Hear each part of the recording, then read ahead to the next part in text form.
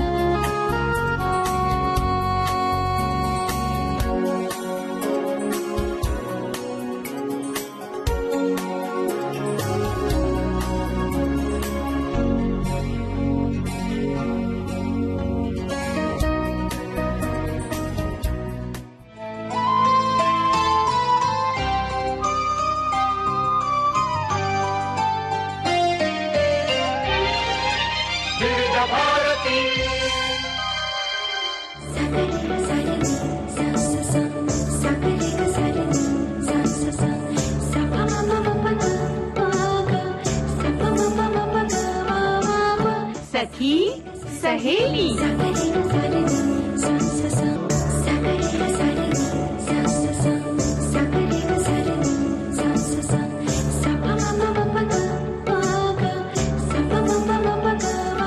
सखी सहेली। सखी सहेली कार्यक्रम सुनने वाली सभी सखियों और हमारे सखाओं को मंदाकिनी जोशी का प्यार भरा नमस्कार। मेरे ठीक सामने बैठी हैं संगीता जी। आपको भी नमस्कार संगीता जी। जी आपको भी हमारा बहुत बहुत नमस्कार और सुनने वाले सभी सखाओं सभी सखियों को बहुत बहुत नमस्कार और सावन की शुभकामनाएं। जी बताइए कैसी हैं आप? हाँ बिल्कुल ठीक हूँ। और हमारी सखियां हमारे सखा जो हैं वो भी बहुत व्यस्त होते हैं सावन में। बहुत सारी खुशियां लेकर ये सावन आता है। बिल्कुल। और देखिए जो गायन की विधा होती है वो भी इसमें बड़ी अलग अलग होती है। कजरी भी मंदाकिनी जी गाई जाती है। जी जी। हाँ। और जो मायके जाना और वहाँ की जो बातें ये भी एक झूला झूलना है ना। जी और व्रत उपवास रखना तो है ही। और ये जो माँ है वैसे तो हम जो ईश्वर को मानते हैं, भगवान शिव की हर दिन पूजा करते हैं, लेकिन ये जो सावन का महीना है भगवान शिव को समर्पित रहता है और भगवान शिव की पूजा अर्चना होती है, व्रत होते हैं और कांवड़ यात्रा का विशेष महत्व है इन दिनों। पूरी जो वो सड़क होती है ना। हाँ। वो बड़ी सुंदर लगती है। जी जहाँ से वो गुजरते हैं। बिल्कुल बिल्कुल। तो आज हम विश्व प्रकृति संरक्षण दिवस मना रहे हैं और सखी विशेष में बात करेंगे घुड़सवार दिव्याकृति जी की। ठीक है। और क्या बातें होंगी आज? हाँ और विश्व हेपेटाइटिस दिवस भी है जी। और साथ साथ व्यंजन। हाँ। अरे वाह। तो आज क्या खिलाने वाली हैं आप?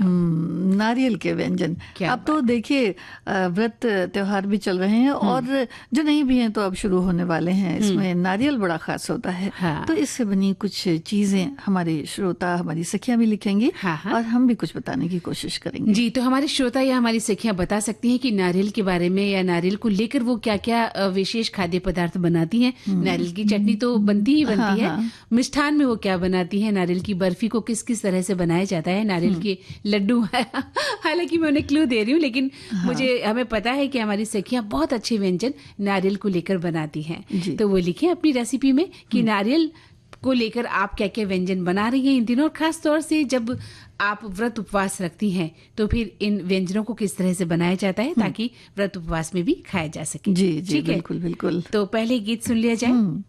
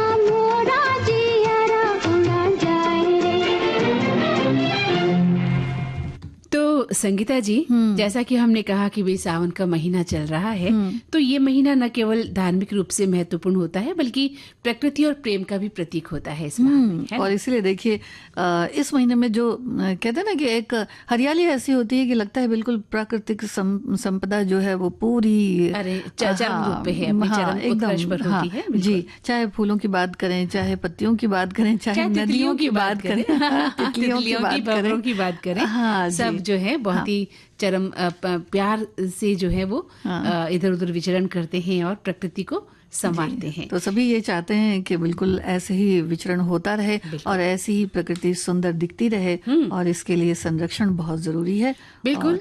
और आज 28 जुलाई को ये दिन जो है मनाया भी जा रहा है विश्व प्रकृति संरक्षण दिवस के रूप में, है ना जी। तो जो प्राकृतिक संसाधन है उनका जो संरक्षण है वो आने वाली पीढ़ियों के लिए, पर्यावरण की रक्षा के लिए हमें करना होगा, और इस महत्व को भी हमें समझना होगा कि हम पृथ्वी की रक्षा के लिए क्या प्रण ले सकते हैं, क्या आह्वान कर सकते हैं कि जैसे कि वनों की कटाई नहीं की जाए, मानव के स्वास्थ्य पर ध्यान दिया जाए, वन्य जीवों का तेजी से जो कम होना है ये भी एक चिंता का विषय है, कुछ प्रजातियां लुप्त हो रही हैं, उनका खतरा हो गया है, जैव विविधता का खतरा हो गया है, प्रदूषण है, ग्लोबल वार्मिंग है, ये जो समस्याएं हैं ये प्राकृतिक संसाधनों का दोहन और विनाशकारी जलवायु परिवर्तन की जो बढ़ती समस्याएं हैं इनसे हमें जूझना पड़ रहा है, और आज के दिन इन सभी बातों पर फिर से विचार किया जाता है। जी, और जीवन स्तर पर भी बड़ा ही खतरा एक तरह से कह सकते हैं कि मंडराता है। अगर इस तरह की बात होती है कि प्रकृति को कोई संकट होता है तो सबसे पहली तो ये ज़रूरत है कि ज़्यादा से ज़्यादा पेड़ लगाएं। वैसे भी आजकल सावन है और बारिश का मौसम है, तो पेड़ बहुत जल्दी लग जाते हैं, तो लगा सकते हैं। और हमें ये जानना होगा कि हम सब जो हैं वो भी प्रकृति का हिस्सा हैं, और अगर प्रकृति स्वस्थ रहेगी, सुंदर रहेगी, तो हम भी हर तरह से कह सकते हैं कि भरपूर रहेंगे। धन धान्य की बात करें या पानी की बात करें या शुद्ध वायु की बात करें, या फिर जो जैसा कि आपने कहा कि जो जैव विविधता का एक खतरा है, ग्लोबल वार्मिंग का खतरा है, तो उन सब समस्याओं को हम कम कर सकते हैं अगर हम ये प्रण करें कि हम भी अपनी तरफ से थोड़ा थोड़ा जो है योगदान रखेंगे प्रकृति के लिए। और देखिए एक बात मैं और कहना चाहती हूँ, कई बार हम कहते हैं कि आप अपने जीवन में एक पेड़ जरूर लगाएं। जी, हो सकता है आप पेड़ नहीं लगा पाए हो, या आप मेट्रोपॉलिटन सिटीज में रहते हो, महानगरीय व्यवस्था में रहते हो, जहाँ छोटे छोटे फ्लैट होते हैं, आपके पास जमीन नहीं होती और एक बहाना होता है हम पेड़ कहाँ लगाएं, हमने तो अपने घर में भी छोटे छोटे गमले लगा रखे हैं। तो अगर ऐसी स्थितियों की भी आप शिकार हैं तो आप दैनिक दिनचर्या में जो बातें हैं उनका ध्यान रखकर भी प्रकृति का संरक्षण कर सकते हैं। कैसे कि आप पानी की बचत कर सकते हैं, आप ईंधन की बचत कर सकते हैं, लाइट की बचत कर सकते हैं, है ना। आप जब घर से बाहर निकलते हैं, दुपहिया या अपने बड़े वाहन का उपयोग करते हैं, तो कोशिश करें कि आप साइकिल पर जाएं, आप पैदल जाने की कोशिश करें। आप खाद्यान्न की जो परेशानी है, जो उनका कहते हैं कि वेस्ट नहीं करें, खाद्यान्न है उतनी सीमा में बनाएं, जो अन्न है उनको वेस्ट नहीं करें। तो प्रकृति का संरक्षण किया ना आपने जी। आप एक सही इंसान को भोजन दें बजाय कि फेंकने के। तो आप जिस कमरे में रहते हैं कोशिश करें कि परिवार के लोग एक ही कमरा में दिन भर में कमरे में रह सकते हैं, रात को अपने अपने कमरों में जाते हैं लोग, लेकिन इससे आपका परिवार की जो प्रेम है वो भी बढ़ेगा। और लाइट जो है, आप जो फिजूल खर्ची करते हैं, हर कमरे में आपके एसी लगा है, हर कमरे में आपके हीटर लगा है, हर कमरे में आप पंखा चलाते हैं या कूलर चलाते हैं, तो इनसे आपको बचत करने को मिलेगी, आपका पैसा भी बचेगा और प्रकृति का संरक्षण भी होगा। आप इस तरह से प्रकृति को बचा सकते हैं ना, छोटी छोटी बातों से। आप अपने घर में छोटे छोटे पेड़ पौधे लगा सकते हैं। अगर आप बड़ा पेड़ नहीं लगा पाए तो छोटे छोटे पेड़ पौधे लगा सकते हैं। आप जो जल का संरक्षण करें, जल का दोहन न करें, जल को अनावश्यक बर्बाद न करें, तो प्रकृति का संरक्षण ही करेंगे आप जी। तो दैनिक दिनचर्या में भी बहुत सी ऐसी चीजें हैं जिनसे हम प्रकृति को बचा सकते हैं जी। और निसर्ग है उसको तो साफ सुथरा रखना बहुत जरूरी है। तो ये भी बड़ी सुंदरता को जोड़ देता है। कहते हैं कि अगर सुंदर जगहों पर हम जाना पसंद करते हैं या कहें कि प्रकृति की गोद में जाना पसंद करते हैं, तो वहाँ एक चीज बड़ी देखने को आती है कि बड़ा ही साफ सुथरा सा वातावरण होता है, तो उसको बिल्कुल वैसे ही रखा जाए तो ये बहुत अच्छा होगा। हम सबके स्वास्थ्य के लिए भी बहुत अच्छा होगा, वन्य जीवों के लिए भी बहुत अच्छा होगा, और अनावश्यक जो बातें हैं, जो चीजें हैं, वो न की जाएं तो बहुत अच्छा। जैसे हम कहीं घूमने भी जाते हैं, निसर्ग तो बड़ा सुंदर साफ सुथरा है, वहाँ फिर कुछ ना कुछ फेंकाते हैं। हम दीवारों पर भी लिखाते हैं, और है ना किस तरह से हम खराब करते हैं। ट्रेनों में जब हम खाना खाते हैं तो नीचे फेंक देते हैं, सीट के नीचे हम अपने बचे हुए भोजन को नीचे रख देते हैं। या कोई भी चीज हम खा रहे हैं, पानी की बोतलें फेंक के आ जाते हैं, तो बड़ी सारी मिलती हैं वहाँ। तो आप प्रकृति का किस तरह से देखिए ना, खिलवाड़ कर रहे हैं प्रकृति के साथ। बिल्कुल बिल्कुल। अच्छा, प्रकृति सिर्फ इन्हीं चीजों में नहीं है, बल्कि जो साउंड पोल्यूशन कहते हैं कि जो ध्वनि प्रदूषण होता है, हाँ, उसमें भी है। तो इन चीजों को भी ध्यान देना जरूरी होगा कि हम अगर आवश्यक है तो ही वाहन का इस्तेमाल करें, और अगर थोड़ी दूरी पर जाना है तो पैदल जाएं, साइकिल पे जाएं, ताकि पेट्रोल की बचत होगी। हाँ, बचत होगी। और धुआं जो होता है वो भी एक कार्बन डाइऑक्साइड वायु प्रदूषण को आप बचा सकते हैं, उससे आप बचा सकते हैं जी। और जो कहते हैं ना कि हॉर्न बजाने की जो एक परंपरा चल पड़ी है कि छोटी सी बाइक है लेकिन उसमें मोटर गाड़ी का 4 पहिया वाहन का हॉर्न युवा लोगों को हम खासतौर से कहना चाहेंगे कि वो जिस तरह से हॉर्न का इस्तेमाल गलत करते हैं वो ना करें, ताकि वायु प्रदूषण से भी आप खुद भी बचें, और जो सड़क पर लोग जा रहे हैं और जो दूसरे जीव है, जंतु हैं, उनको भी इन चीजों से हमें बचाना होगा, तभी सुंदर रहेगा सब। बिल्कुल। तो प्रकृति का संरक्षण करने के लिए छोटी छोटी बातों पर भी अगर हम ध्यान रखते हैं संगीता जी, तो प्रकृति का संरक्षण होता चला जाएगा। धीरे धीरे धीरे धीरे हर व्यक्ति अपना अगर योगदान देता है, अपनी सोच को सकारात्मक बनाना बहुत जरूरी है। आप कहीं जाते हैं, कई बार रास्ते में हम पीक थूक देखते हैं, पान की पीक थूक देते हैं, या हम वैसे भी खांस रहे हैं, छींक रहे हैं, तो हम ध्यान नहीं रखते हैं, है ना। तो ये सभी बहुत छोटी छोटी बातें हैं जो दैनिक दिनचर्या का हिस्सा है। अगर आप इनमें भी सुधार कर लेते हैं, हम और आप, तो हम प्रकृति को किसी हद तक बचाने के लिए बगीचे के फूल भी तोड़ लेते हैं कि हमारे भगवान जी को चढ़ाना है और हम रोज फूल तोड़ के ले आते हैं, तो भगवान जी खुशी हैं आपसे। लेकिन आप अगर अच्छे कर्म करते हैं तो सब प्रकृति जो महाशक्ति है आपसे खुशी रहेगी। तो उन फूलों को इतना भी नहीं तोड़ना चाहिए बेदर्दी के साथ, है ना, वो वहीं अच्छे लगते हैं। हाँ, कभी कभार 1-2 फूल हम तोड़ लेते हैं, वो एक अलग बात है, लेकिन हम पूरा पॉलीथीन भर के लाते हैं, डलिया भर के लाते हैं सुबह सुबह जाके पार्क में, तो वो भी हम प्रकृति के साथ खिलवाड़ी कर रहे हैं, वो वहीं अच्छे लगते हैं फूल पौधे देखते हुए। नदियों में, पानी में भी कई बार कचरा पॉलीथीन भरा हुआ फेंक देते हैं, तो उसको बाद में फिर समुद्र नदी हम लोगों को ही लौटा देते हैं। देखिए, जब लहर आती है तो कितना सारा कचरा किनारे आ जाता है, तो ये ना हो तो अच्छा है। बिल्कुल बिल्कुल सही कहा। तो इस तरह से जो है आम आदमी जो है अगर ये ध्यान रखेगा तो वो प्रकृति का संरक्षण करने में अपनी छोटी सी भूमिका निभा सकता है।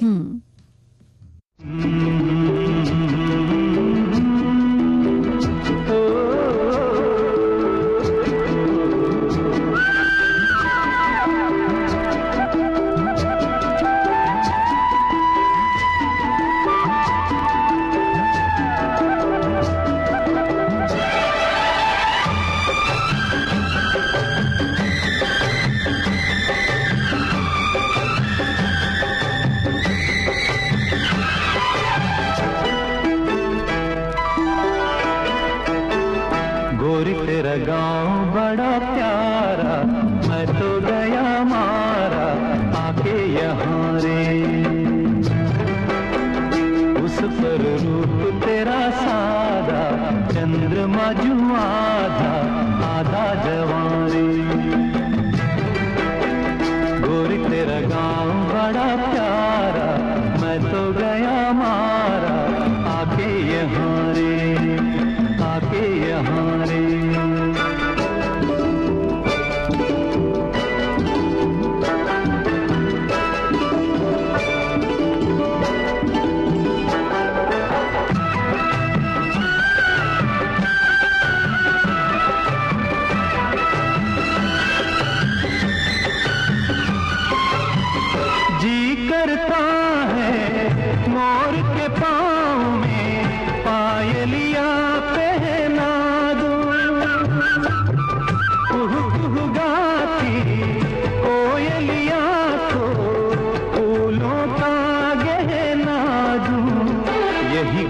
अपना बनाने को पंछी करे देखो, तिनके जमारे, तिनके जमारे। और तेरा गाँव बड़ा प्यारा, मैं तो गया मारा आके यहाँ रे, आके यहाँ रे।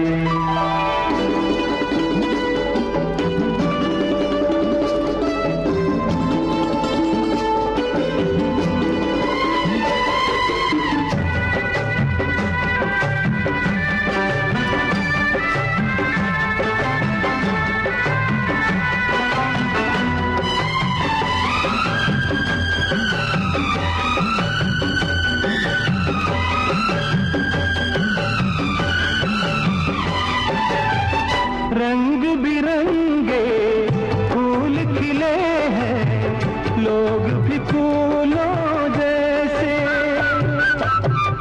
आ जाए एक बार यहाँ जो जाएगा फिर कैसे। झर झर झरते हुए झरने मन को लगे हरने, ऐसा कहाँ रे, ऐसा कहाँ रे। उस पर रूप तेरा सादा, चंद्रमा जो आधा, आधा जवारे, आधा जवारे। जी, तो संगीता जी, इस तरह से हम जो है प्रकृति का संरक्षण कर सकते हैं, क्योंकि हम प्रकृति का अधिकतम दोहन हम मनुष्य जाति ही कर रही है। और अभी आपने जैसा कि कहा कि नदियों का, जल स्रोतों का किस तरह से हमें ध्यान रखना है, साथ ही हम छोटे छोटे जो घर के कचरे हैं उनको भी घर के बाहर फेंककर प्रदूषण को जन्म देते हैं, प्रकृति से खिलवाड़ करते हैं। तो जो यूजेस ऑफ वेस्ट है उसका भी हमें ध्यान रखना है कि किस तरह से अपशिष्ट न्यूनीकरण होना चाहिए, है ना? जी बिल्कुल बिल्कुल, क्योंकि घर सबसे ज्यादा तो रसोई में जो होता है, जैसे छिलके वगैरह, सब्जी वगैरह के छिलके, तो इन्हें कहीं इधर उधर ना फेंक कर, बल्कि एक कंपोस्ट भी जो है वो बना सकते हैं, खाद बना सकते हैं। हाँ। तो इस तरह से उनका रिसाइकिल भी हो जाएगा। हाँ। और वृक्षारोपण की जहाँ तक हम लोगों ने बात की थी, तो इस बारे में तो सजग रहना ही है मंदाकिनी जी। साथ ही साथ नदियों की सफाई, सोचने में, कहने में ये एक बड़ी बात लगती है कि भाई नदियों की सफाई हम कैसे अकेले कर लेंगे, ये बात होती है। लेकिन नदियों की सफाई हम ऐसे कर सकते हैं कि नदियों को बिल्कुल भी गंदा न करें। तो जब बात ही नहीं होगी, अगर साफ सुथरी रहेंगी तो फिर उसका सवाल ही नहीं उठता है। लेकिन होता ऐसा नहीं है। हाँ, बिल्कुल नहीं होता है, क्योंकि हम धार्मिक अंधता का भी शिकार होते हैं। बहुत सारी चीजें जाकर हम नदियों और तालाबों में बहा देते हैं कि हमें ये बताया गया है कि ये नदियों तालाबों में बहा देनी चाहिए चीजें, और हम जाकर बहा देते हैं। हम ये नहीं समझते कि इसके कितने दुष्परिणाम सामने आते हैं। हम उस नदी, उस तालाब को कितना गंदा कर रहा है, जिसमें हम ही लोग जाते हैं और उनको, जबकि हमें साफ सुथरा रखना चाहिए। और वन्य जीव का भी हमें संरक्षण करना बहुत जरूरी है। प्रकृति के संरक्षण के साथ साथ वो भी इसका बहुत बड़ा हिस्सा है। पानी में रहते हैं। हाँ, जी बिल्कुल। तो वो हमारे लिए सबसे बड़ा योगदान देते हैं, हमारे जीवन को सुचारू बनाते हैं। लेकिन वन्य जीवों की निगरानी में भी हम क्या करते हैं, कोताही बरतते हैं। हमें लगता है कि कई बार आपने देखा होगा, घर के पालतू पशुओं को लोग खुला छोड़ देते हैं सड़क पर, है ना? जी बिल्कुल। और कई बार तो उन्हें फिर हमेशा के लिए आवारा ही छोड़ देते हैं कि आप अब इनसे काम निकल गया है, और इन्हें घर से बाहर बेघर कर देते हैं। तो ये भी प्रकृति के साथ खिलवाड़ करना ही होता है। हाँ, पॉलिथीन वगैरह में बांध करके जो खाना वगैरह फेंक देते हैं, वो भी नहीं करना चाहिए, क्योंकि गायें रहती हैं या जो भी जानवर रहते हैं वो खा लेते हैं उसके चक्कर में। ऐसी बहुत सी खबरें हमने पढ़ी है, जब देखा गया तो गायों के पेट से जो है बहुत सारी पॉलिथीनें निकाली गई थी, है ना? क्योंकि वो भूख के मारे खा लेती हैं। उनके अंदर आप सब्जी भर के या कच्ची सब्जियां, छिलके भर के फेंक देते हैं। उनको खाने के चक्कर में वो पॉलिथीन को भी चबा जाती हैं। जी, तो ये भी आप प्रकृति के साथ खिलवाड़ ही करते हैं। जी, प्रकृति के लिए हमारी एक सखी लिखती हैं कि प्रकृति का अनमोल वरदान यानी सावन का महीना, हरे भरे वृक्ष, पेड़ पौधे, हरियाली, केवड़ा, पारिजात, स्वर्ण चंपक जैसे सुगंधित फूल, रिमझिम बारिश, सुनहरी धूप, सप्तरंगी इंद्रधनुष, बहते गुनगुनाते झरने, नदियां, सावले, आकाश में उड़ने वाले सफेद बालक पंछियों की मालाएं, ये सारा नजारा जो है वो कितना लुभावना, चैतन्यमय लगता है ना। तो इसी प्रकृति का संरक्षण करना भी हमारा परम कर्तव्य बनता है ना। बहुत अच्छा लिखा है। सवाल वही एक श्रोता लिखते हैं कि हर वर्ष 28 जुलाई को विश्व प्राकृतिक संरक्षण दिवस मनाया जाता है। और इस दिवस का उद्देश्य ये है कि हम अपने प्राकृतिक संसाधनों और पर्यावरण के प्रति महत्व को समझें, प्राकृतिक संरक्षण संसाधनों का उचित उपयोग करें, क्योंकि आने वाली पीढ़ी और भविष्य को जिसके कारण एक स्वस्थ धरती और एक प्रदूषण मुक्त धरती मिलना चाहिए, इस कारण ये दिवस भी आज मनाया जाता है। और वहीं एक श्रोता लिखते हैं कि विश्व प्रकृति संरक्षण दिवस जो मनाया जा रहा है, इसका उद्देश्य है पृथ्वी के प्राकृतिक संसाधनों का संरक्षण, सतत विकास के महत्व को जानना और जागरूकता फैलाना। ये दिन हमें ये याद दिलाता है कि हमें अपने पर्यावरण और प्राकृतिक संसाधनों की रक्षा करनी चाहिए, ताकि आने वाली पीढ़ियों के लिए वे सुरक्षित रह सकें। और आगे आने वाली पीढ़ियों को हम क्या दे रहे हैं इसका भी ध्यान रखना। यानी कुल मिलाकर सबसे पहले तो ये ज़रूरी हो जाता है कि हम इन बातों को कितना समझते हैं। और प्रकृति की जहाँ तक बात है तो प्रकृति में तो देखिए कुछ ऐसा होता है कि कुछ एक चीज़ें ऐसी भी होती हैं मंदाकिनी जी, जो दवाइयाँ वगैरह होती हैं, जैसे औषधीय पेड़ वगैरह होते हैं, वो कुछ खास स्थानों पर पाए जाते हैं। हाँ, जैसे कि अगर हम सेब की बात करें तो ठंडी जगहों पे होता है, कश्मीर वगैरह में। तो जो औषधीय गुण वाले पौधे होते हैं, वनस्पति है, हाँ वनस्पति है, पौधे होते हैं, वो जो होते हैं तराई के क्षेत्रों में, जो हिमालयन तराई के क्षेत्र होते हैं। लेकिन अब देखा जाए तो कोई भी जगह ऐसी नहीं बची जहां लोग पहुंच नहीं पाते।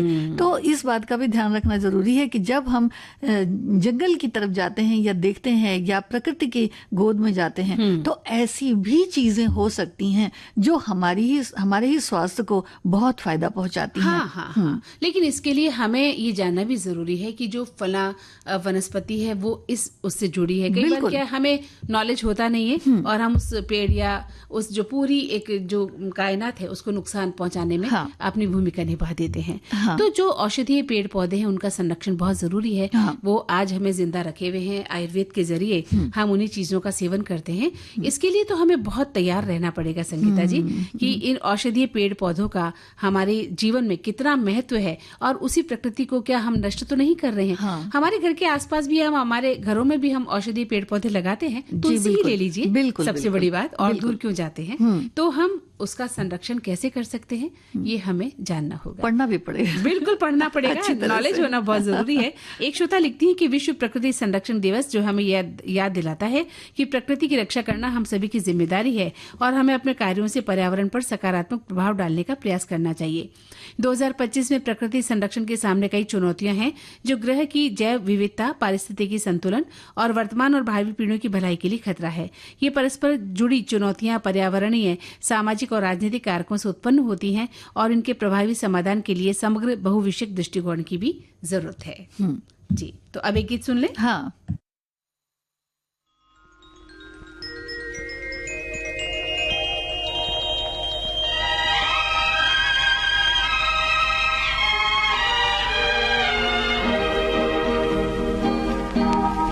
ये वादियाँ, ये फिजाएं बुला रही है तुम्हें। ये वादियाँ, ये फिजाएं बुला रही है तुम्हें। खामोशियों की सदाएं बुला रही है तुम्हें। ये वादियाँ, ये फिजाएं बुला रही है तुम्हें।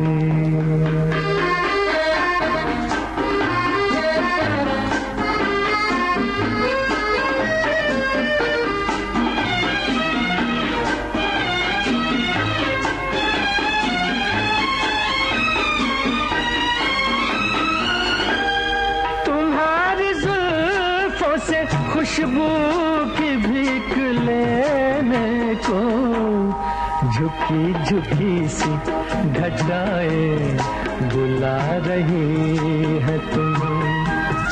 खामोशियों की सदाएं बुला रही है तुम्हें।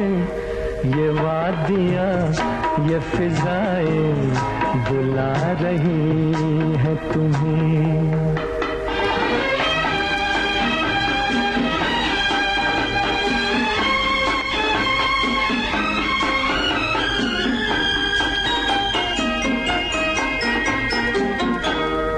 हसीन चंपई पैरों को जब से देखा है, नदी की मस्त अदाएं बुला रही है तुम्हें। खामोशियों की सदाएं बुला रही है तुम्हें। ये वादियाँ, ये फिजाएं बुला रही है तुम्हें।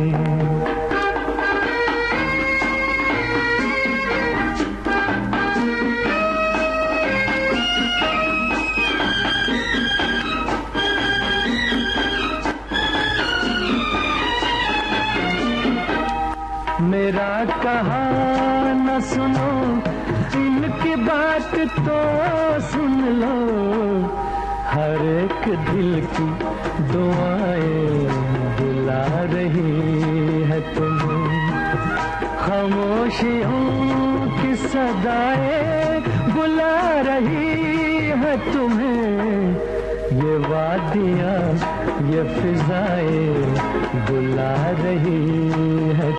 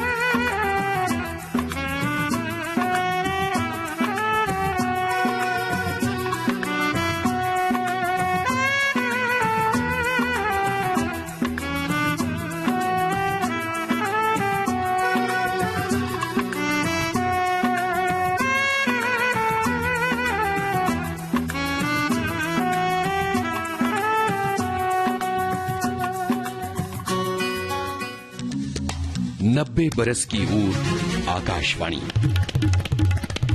जी, मेरा नाम डॉक्टर सुब्रतो गुहा है और मैं पूना महाराष्ट्र में रहता हूँ। प्रोफेशन रहा है हॉस्पिटल एडमिनिस्ट्रेशन। दादी जी के पास एक पुरानी रेडियो हुआ करती थी और वो वाल्व वाला रेडियो था, और वो मॉर्निंग में जब रेडियो ऑन करती थी तो आकाशवाणी का जो वो सिग्नेचर ट्यून वो बजता था और वो मुझे अट्रैक्ट किया। तो उस समय मैं क्लास 5 में पढ़ता था और उसी से एक रेडियो सुनने का एक चस्का लगा। सवेरे 5:53 से जब पुणे विविध भारती स्टेशन का ओपनिंग होता है, फिर वंदनवार, फिर आपके भूले बिसरे गीत, फिर हम है राही प्यार के सारा प्रोग्राम्स मैं सुनता हूँ। दोपहर में सखी सहेली, हेलो फरमाइश हुआ या हेलो सहेली हुआ या आज के मेहमान हुआ या बॉम्बे टॉकीज हुआ या जो भी हुआ, संडे को तो खास करके उजाले उनकी यादों के सुनना ही सुनना है। अगर हम लोग एक knowledge upgradation point of view से देखें, आकाशवाणी से जो इन्फॉर्मेशन और नॉलेज हम लोगों को मिलता है वाकई में एक काबिल तारीफ चीज है। 90 बरस की ऊर आकाशवाणी।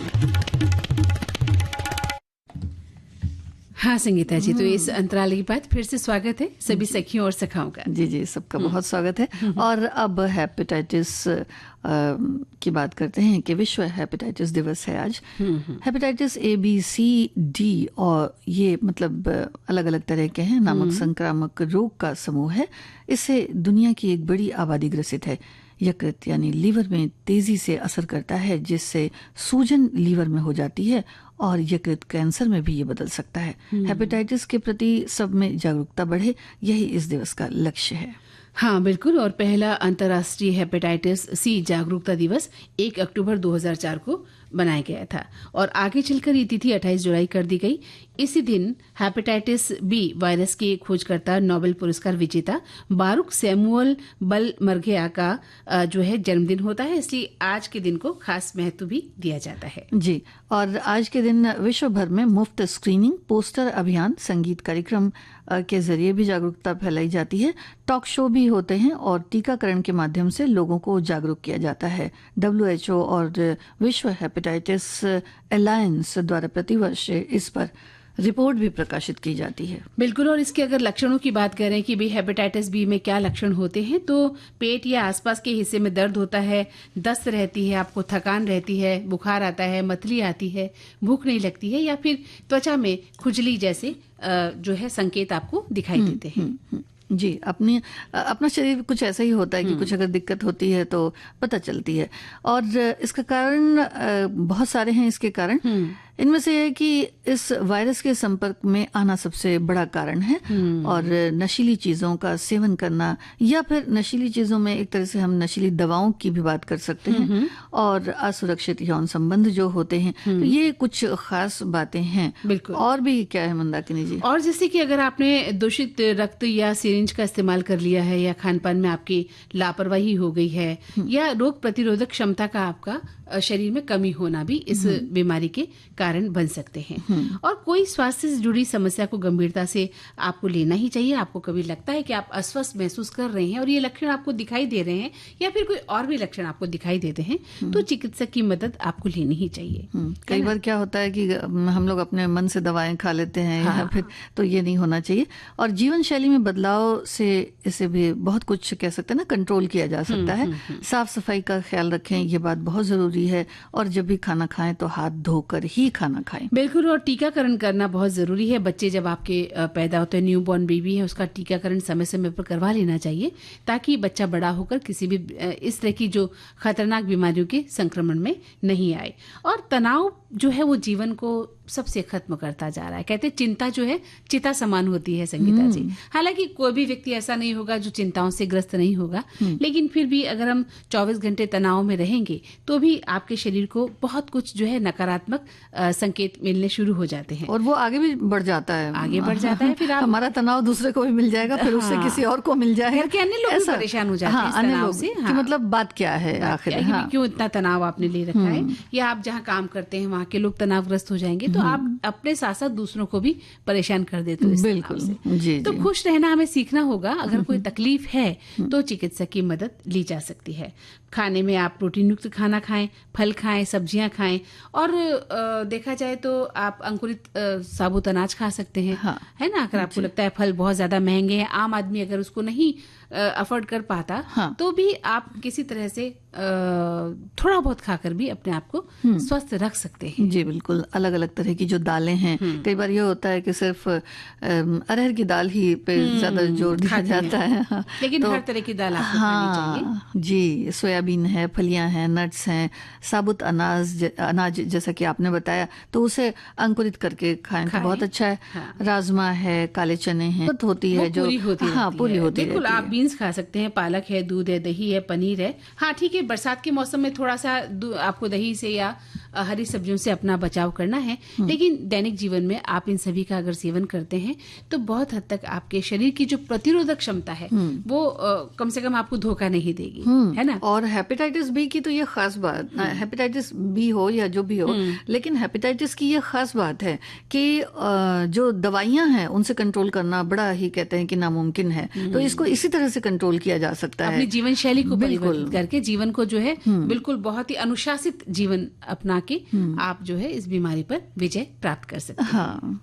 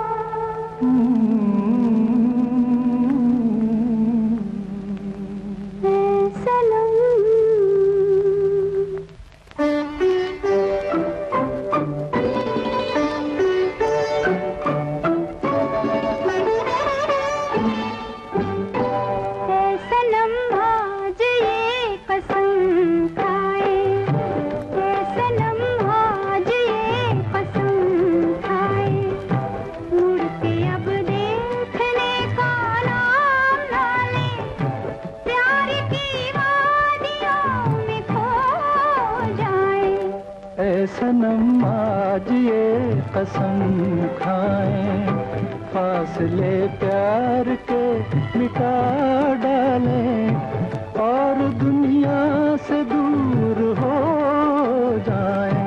ऐ सनम आज ये कसम खाएं।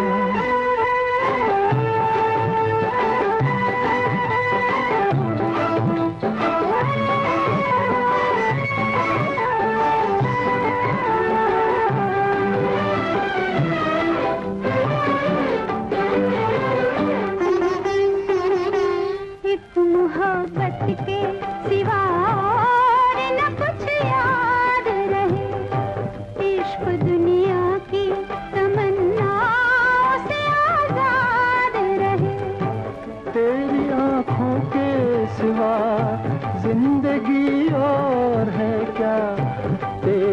राहत का नशा बेखुदी और है क्या। ए सनम आज ये कसम खाए, मुड़ के अब देखने का नाम ना ले, प्यार की वादियों में खो जाए। ए सनम आज ये कसम खाए।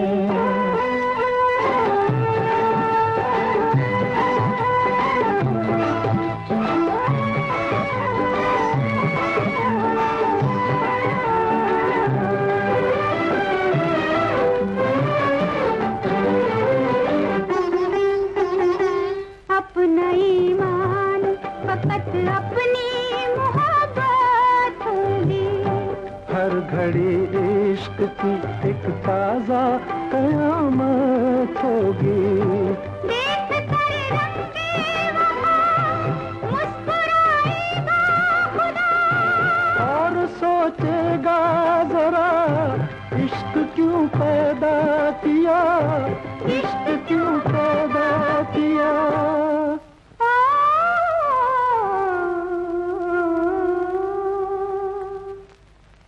ऐ सनम, ए सनम।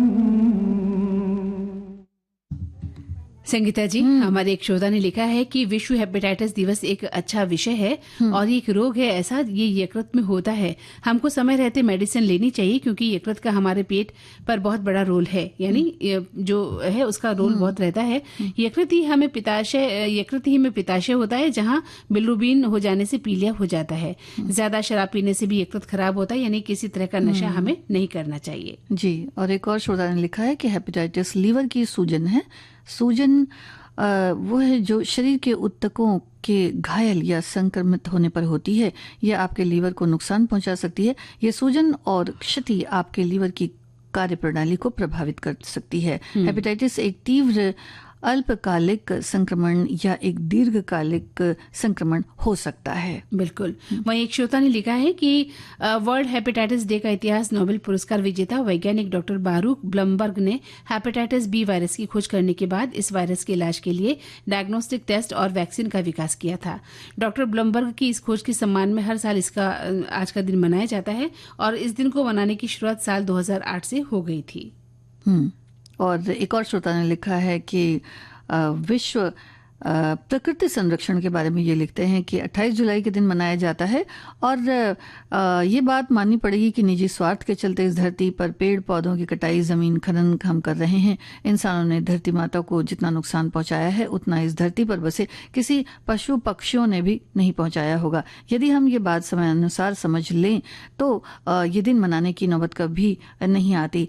और कुछ एक मुहावरा भी इन्होंने लिखा है गुजराती में कि जग्या त्यान थी सवार, मतलब अब जिस समय जाग गए हैं वहीं से सुबह हो गई, ये मानकर चले। अब जाग जाइए, खुद के लिए न सही भविष्य की पीढ़ियों के लिए सही, सभी मित्रों के साथ और सभी को हम लोगों को भी इन्होंने स्वागत भेजा है, तो सभी का भी तो हम बहुत बहुत स्वागत करते हैं कार्यक्रम में। और देखिए, प्रकृति की जो बात होती है तो इससे अगर हम इसका दोहन करते चले जाते हैं या फिर पर्यावरण दूषित होता है तो बीमारियां भी उसी तरह से बनती चली जाती हैं। बिल्कुल सही कहा आपने। एक के बाद एक देखिए नई नई बीमारियां जो है वो आती चली जाती हैं। पहले हम इतनी बीमारी कभी नहीं सुना करते थे क्योंकि प्रकृति अपने खूबसूरत अंदाज में थी और अब हमने इसका दोहन इतना कर लिया है कि हर तरफ हर मौसम में बीमारियां हमें देखने को मिलती हैं, बल्कि कटाई होती ही चली जाती है। बिल्कुल सही कहा आपने। एक श्रोता लिखते भी हैं कि हेपेटाइटिस ए जो है भोजन, पेयजल, मल या यौन संपर्क के माध्यम से फैल सकता है।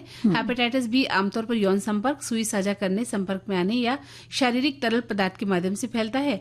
और हेपेटाइटिस सी का संक्रमण सुई के आदान प्रदान, संक्रमित रक्त या यौन संपर्क के माध्यम से भी हो सकता है। इसलिए जब भी आप कहीं जाएं, हॉस्पिटल में जाएं, अगर आपको टीका लग रहा है या सुई लग रही है तो ध्यान रखें संक्रमित सुई का सेवन आपको किसी भी हालत में नहीं करना। बिल्कुल, जी जी।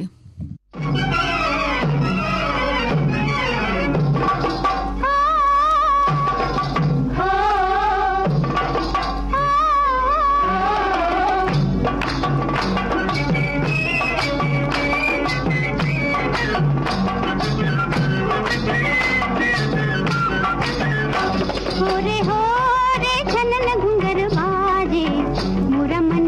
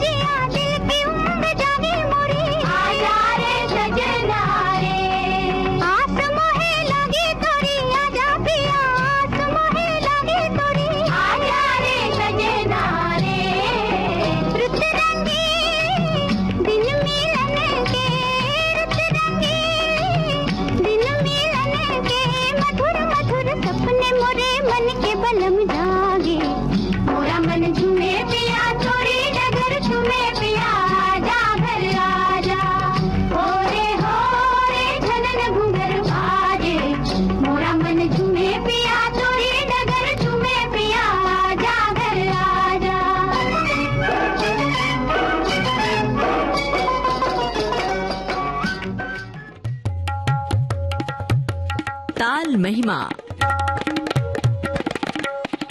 संगीत सरिता कार्यक्रम में नई श्रृंखला ताल महिमा। आमंत्रित कलाकार तबला वादक शांतनु माई। मेरे तीसरे बर्थडे पे मेरे पिताजी ने मुझे एक इंस्ट्रूमेंट गिफ्ट किया जो छोटा ढोलक कैसे दिखता था, तो वो मैं बैठ के ट्राई करते रहता था दिन भर। तो उसमें से उनको पता चला कि लय में तबले में इंटरेस्ट है करके, तो उन्होंने मुझे उनका तबला बजाने के लिए दिया। तो ऐसी शुरुआत हुई तबले की। तो जरूर सुनिए श्रृंखला ताल महिमा संगीत सरिता कार्यक्रम में 1 अगस्त से सिर्फ विविध भारती पर। और अब बात करते हैं दिव्याकृति सिंह की, घुड़सवार। दिव्याकृति सिंह राजस्थान के जयपुर की रहने वाली हैं।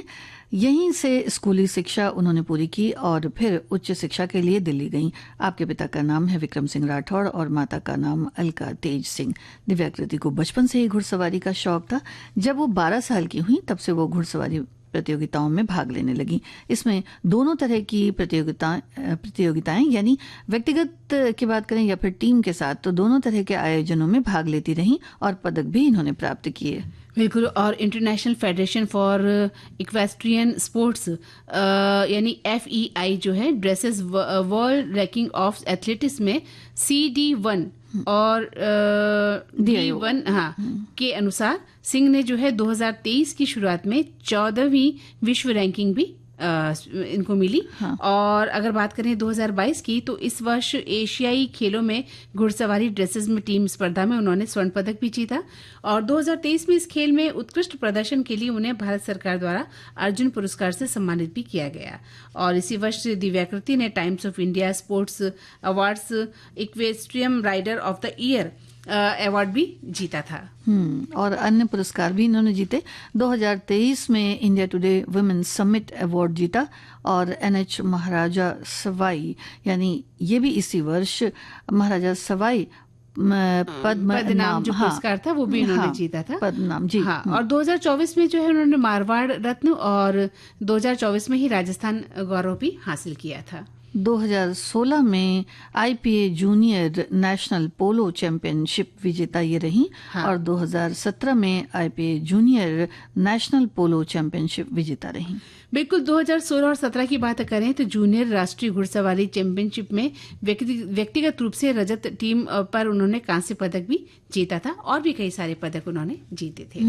तो इस तरह से उन्होंने अपनी जो घुड़सवारी थी उसको लोगों तक, उनके दिलों तक पहुंचाया। और आगे आने वाले समय के लिए भी हम इन्हें बहुत सारी शुभकामनाएं देते हैं और ये हमारे लिए एक बहुत बड़ा प्रेरणा का स्रोत है। बिल्कुल।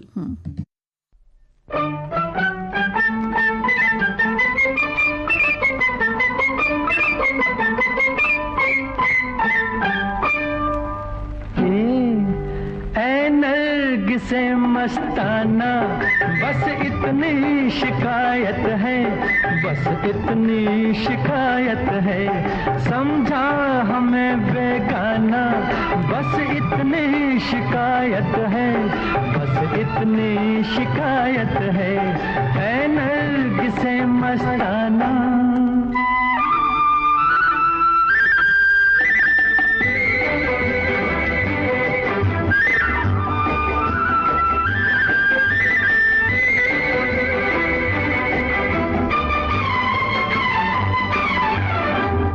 राह पर कतराए, हर मोड़ पर घबराए,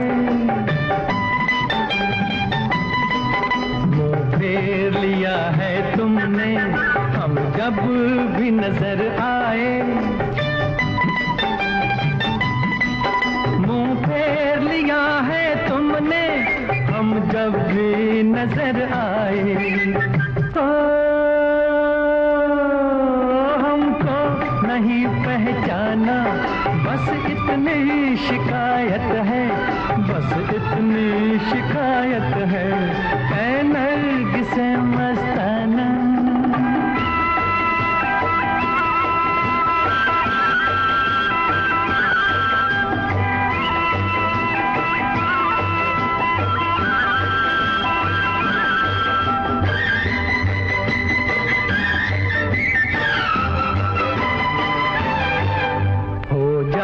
जाते हो बरहम भी, बन जाते हो हमदम भी।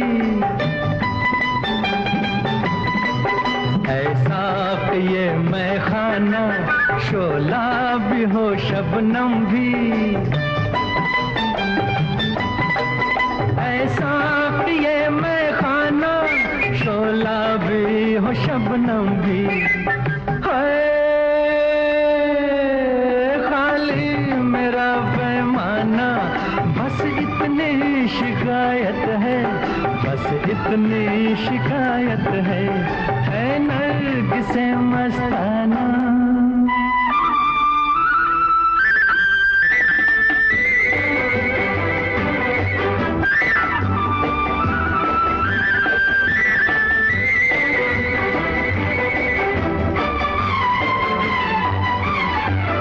हर रंग कयामत है, हर ढंग शरारत है।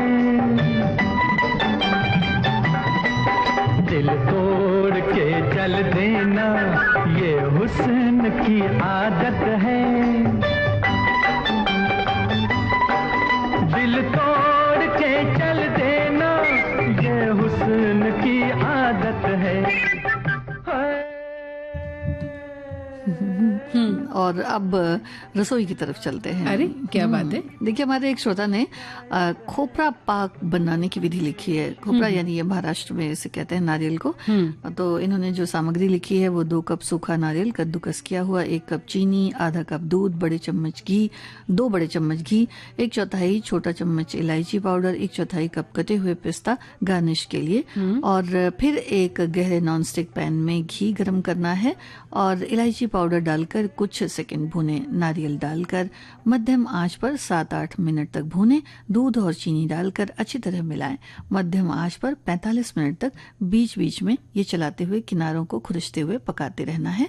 एक चिकनी थाली में मिश्रण फैलाएं और पिस्ता से गार्निश करें। 1 घंटे के लिए इसे ठंडा होने दें और फिर चौकोर टुकड़ों में काट लें। अच्छा, तो बहुत अच्छा बनेगा, है ना। विधि को पढ़ के तो हमें ऐसे ही लग रहा है कि बहुत ही स्वादिष्ट उन्होंने ये हमें रेसिपी लिखकर भेजी है। और भी हमारे श्रोताओं ने बहुत कुछ लिखा है। लिखते हैं कि नारियल की नमकीन गुजिया बनाई जाए तो मजा आता है। नारियल को कद्दूकस कर लें और इसमें नमक, हरी मिर्च, थोड़ा सा कटा हुआ किशमिश मिलाकर कढ़ाई में तेल घी डालकर इसे गर्म कर लें। नारियल की नमी सूख जाएगी। आटा या मैदा में मोयन डालें, नमक डालें, कलौंजी, अजवाइन डालकर गूंथ लें। इनकी छोटी छोटी लोइयां तोड़कर पूरी की तरह बेल लें। नारियल की भरवान भरकर इसके गुजिया भी मोड़ लें। मध्यम आंच पर सुनहरा तल लें। मीठी चटनी, तीखी चटनी के साथ बहुत अच्छा लगता है। पुणे में मराठी से लिए मुझे ये बताया था कि आधा आटा आधा मैदा मिलाकर भी इसे आप बना सकते हैं। कद्दूकस नारियल में थोड़ा उबला हुआ दरदरा मटर भी मिला सकते हैं। हाँ, क्योंकि कुछ लोगों को मैदा नहीं पसंद होता है तो वो आटे का भी इस्तेमाल कर सकते हैं। और हमारे एक और श्रोता ने नारियल चावल बनाने की विधि जो है वो बताई है। अच्छा। कि 1 कप ताजा कसा हुआ नारियल, 1 चम्मच भीगी हुई चना दाल, 1 चम्मच भीगी हुई उड़द दाल, 1 चम्मच सरसों, आधा चम्मच जीरा, 2 चम्मच भुनी हुई मूंगफली, 2 कड़ी पत्ते के डंठल, 1 लाल मिर्च, 8 काजू, 2 चम्मच तेल, 1 कप पके हुए चावल और स्वाद अनुसार नमक की जरूरत होगी। सबसे पहले एक पैन में तेल गरम करें। इसमें राई, जीरा, करी पत्ता, लाल मिर्च, चना दाल और उड़द दाल मिलाकर इसे कुछ मिनटों के लिए भूनें। काजू डालकर सुनहरे होने तक भूनें। अब पैन में पके हुए चावल और कद्दूकस किया हुआ नारियल डालें। अच्छी तरह से मिलाएं। इसे 2 मिनट तक पकने दें। आखिर में मूंगफली डालें और फिर से 2 मिनट के लिए पकाएं। ये चावल बन जाएगा। बिल्कुल। और वही एक श्रोता लिखती है कि नारियल की चटनी बनाना बहुत अच्छा लगता है। 1 कप नारियल किसा हुआ, आधा कप मूंगफली के दाने सीके हुए, छिलके निकले हुए, हरी मिर्च, आधा कप हरा धनिया, 1 चम्मच मीठा दही, नमक स्वाद के अनुसार। सभी चीजों को ग्राइंडर में बारीक पीस लेंगे। ऊपर से 2 चम्मच तेल में कुछ राई के दाने और कड़ी पत्ता, 1 सूखी लाल मिर्च से तड़का लगाकर चटनी को तैयार कर लेंगे। ये साबूदाने की खिचड़ी के साथ बहुत अच्छी लगती है और ये खिचड़ी का स्वाद भी बढ़ा देती है। नारियल की चटनी तो बहुत अच्छी लगती है। नारियल की बड़ी आसानी से एक आलू की सब्जी भी बनती है। हाँ। मंदाकिनी। अच्छा, कैसे? मतलब नारियल को कद्दूकस कर लेना है। हाँ। और उसके बाद या फिर छोटे छोटे उसके टुकड़े, बहुत बारीक टुकड़े काट ले। हाँ। और उसके बाद उसको बहुत अच्छी तरह से पानी डालकर मिक्सर में ग्राइंड करना है। फिर उसका जो मतलब नारियल का जो दूध होता है वो उसी तरह से पानी डालकर आप पीसते जाएं और फिर उसको छानते जाएं। 1 कप 2 कप जितनी भी जरूरत है, 1 नारियल या 2 नारियल के। उसके बाद आलू जो उबला हुआ होता है थोड़ा सा ले लें, 5 ले लें, 6 ले लें। उबले हुए आलू को छील लें अच्छे तरह से, थोड़ा सा हल्का सा फोड़ लें उसको, यानी काटना नहीं है। अगर आपको पसंद है तो ठीक है, हाँ, अगर पसंद है तो फिर उसको काट भी सकते हैं। और फिर जीरा है, करी पत्ता है, थोड़ी सी राई चाहे तो डालें, जैसा स्वाद है। और उसमें ज्यादा मसाला कुछ भी नहीं पड़ेगा, हल्दी भी इसमें नहीं पड़ती है। और आलू में नमक डालें, और लेकिन करी पत्ते से बड़ा अच्छा इसका टेस्ट आ जाता है। और मिर्च अगर पसंद है तो हरी मिर्च डालें। इन चीजों को जो है वो तड़के की तरह डाल दें और उसके बाद उसमें आलू डालें। आलू जब डालते हैं उसके बाद गैस की जो आंच है वो बिल्कुल धीमे कर दें, फ्लेम धीमा कर दें। और ये देखते रहना है कि थोड़ा थोड़ा सा उसमें दूध डालते जाएं नारियल का और चलाते जाएं, आंच बहुत धीमी रखें। और उसके बाद उसकी जो सब्जी बनती है, यानी पूरा नारियल का मिल्क जो है वो डाल देना है। वो सब्जी बहुत टेस्टी होती है। उसको नमकीन पूरी के साथ खा सकते हैं, चावल के साथ खा सकते हैं, पराठे के साथ खा सकते हैं। बहुत खूब, आपकी ये बातें सुनकर तो मुंह में पानी आ गया है संगीता जी। नहीं, अच्छी लगती है।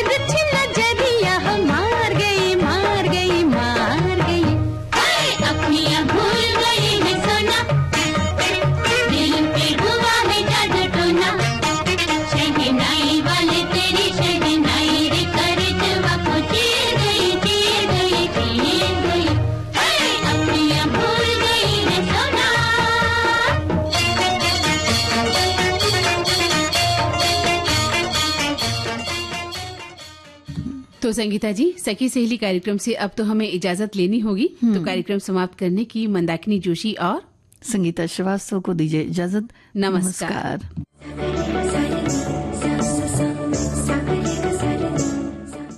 इस कार्यक्रम की प्रस्तुतकर्ता हैं अनुश्री पाठक। सखी सहेली।